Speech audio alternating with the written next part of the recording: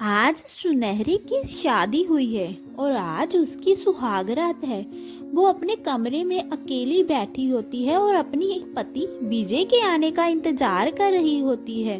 वो अपनी सुहागरात को लेकर बहुत खुश होती है। तभी वहां पर विजय आता है और वो सुनहरी से कहता है, अरे सुनहरी, आज बहुत थक गया हूँ। कल सुबह मुझे ऑफिस भी जल्दी जाना है। मुझे बहुत नींद आ रही है, मैं सो रहा हूँ, तुम भी सो जाओ। इतना कहकर विजय सो जाता है।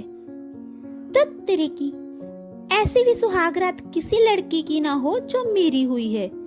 पूरा मजा खराब कर दिया। ऐसा कहने के बाद सुनहरी भी विजय के साथ सो जाती है। सुबह होते ही विजय सुनहरी से कहता है, अरे सुनहरी, ऑफिस में बहुत काम पेंडिंग पड़ा है। शादी की वजह से बहुत सारी छुट्टियां हो गई है, इसलिए मैं जा रहा हूँ और रात को आने में देर हो जाएगी। तुम फिक्र मत करना। बाय। अब मैं ऑफिस चलता हूँ, वरना बॉस डांटेगा। उसके बाद सुनहरी अपनी सास के पास आती है और बोलती है, माँ जी, विजय जी तो सुबह जल्दी ही चले गए हैं काम पर और मुझे आज मंदिर जाना था। क्या आप चलेंगी मेरे साथ मंदिर? आज मेरी शादी के बाद पहला दिन था तो मैं भगवान का आशीर्वाद लेना चाहती थी। अरे बेटा, भगवान का आशीर्वाद तो लेना बहुत बढ़िया है, लेकिन आज मुझे तेरे पापा जी के साथ बहुत जरूरी काम पर जाना है। तू ऐसा कर, राकेश के साथ चली जा। मैं राकेश को बोलती हूँ, वो तुझे मंदिर ले जाएगा। राकेश, ओ राकेश। तभी सुनहरी का जेठ राकेश वहां पर आ जाता है और वो कहता है, क्या हुआ माँ? कोई बात है? आपने मुझे आवाज लाई। क्या काम है आपको? अरे बेटा, सुनहरी बहू को मंदिर जाना है भगवान का आशीर्वाद लेने। विजय तो आज जल्दी ऑफिस चला गया है और मुझे तेरे बाबूजी के साथ किसी जरूरी काम के लिए बाहर जाना पड़ रहा है। तू ऐसा कर, सुनहरी बहू को मंदिर ले जा और उसका माथा टेकवा कर वापस ले आना। ठीक है माँ, मैं सुनहरी को मंदिर ले जाता हूँ। आप अपना जरूरी काम कर लीजिए। तभी राकेश सुनहरी को लेकर मंदिर चला जाता है। सुनहरी के मन में लड्डू फूटने लगते हैं क्योंकि उसे राकेश काफी पसंद था।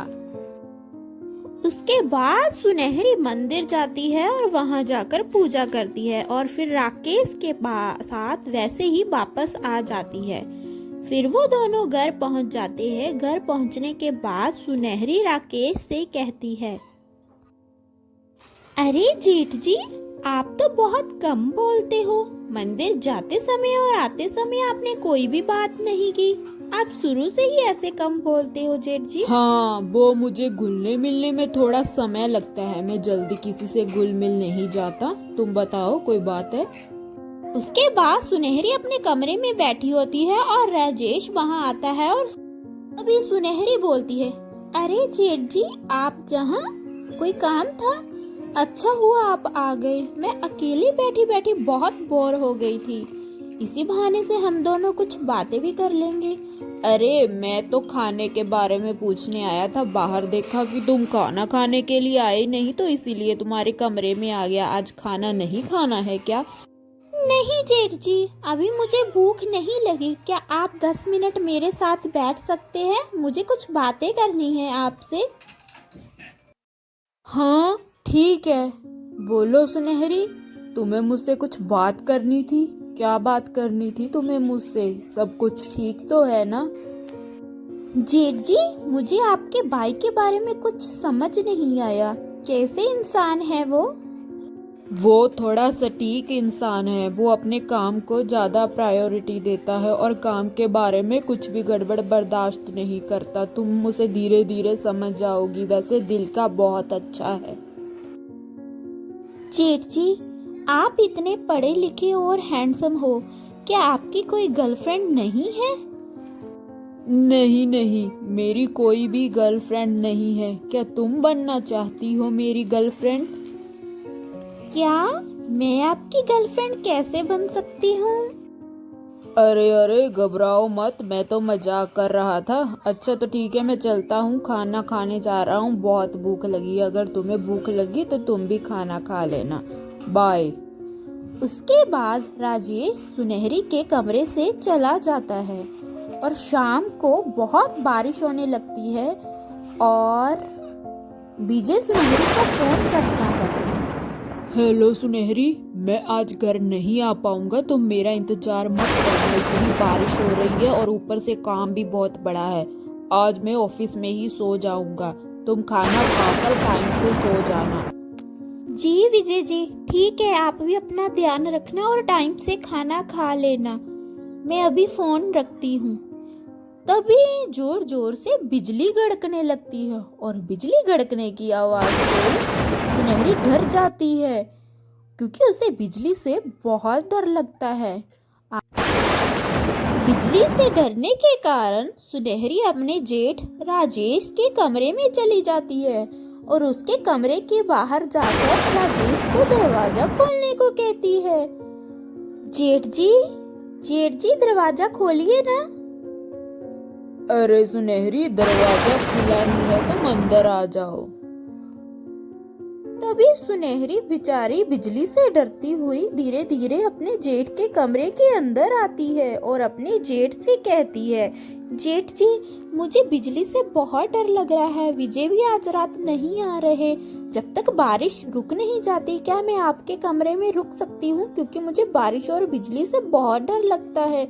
मैं कभी ऐसे अकेले रही नहीं हूँ और आज विजय जी नहीं है, मैं अकेली हूँ। मैं थोड़ी देर आपके कमरे में रुक सकती हूँ? हाँ, क्यों नहीं, अपना ही कमरा समझो तुम इसे। तुम चाहो तो मेरे कमरे में बेड पर सो भी सकती हो। अरे नहीं जेठ जी, मुझे सोना नहीं है, बस मैं तो बिजली जब तक रुक नहीं जाती गरजने से तब तक यहाँ पर बैठूंगी। उसके बाद वो दोनों चुपचाप बेड पर बैठ जाते हैं और एक दूसरे से कोई भी बात नहीं करते, एक दूसरे को देखते रहते हैं। अभी जोर से बिजली गरजने की आवाज आती है और सुनहरी राजेश से सिमट जाती है और दोनों अपनी हदें भूल जाते हैं। उसके बाद सुनहरी और राजेश हम बिस्तर हो जाते हैं। हम बिस्तर होने के बाद दोनों को नींद आ जाती है। सुनहरी राजेश के कमरे में ही सो जाती है। सुबह जब सुनहरी उठती है तो वो शर्माई नजरों से कहती है, जेठ जी अब मैं चलती हूँ, मैं आपसे बाद में मिलूंगी, विजय आता ही होगा। तो वो शर्माते हुए वहां से चली जाती है। सुनहरी को अपने जेठ राजेश के साथ रहना अब अच्छा लगने लगा था। जब भी विजय ऑफिस के काम से 2-3 दिन के लिए बाहर जाते तो सुनहरी अपनी सारी रातें राजेश के साथ ही गुजारती थी।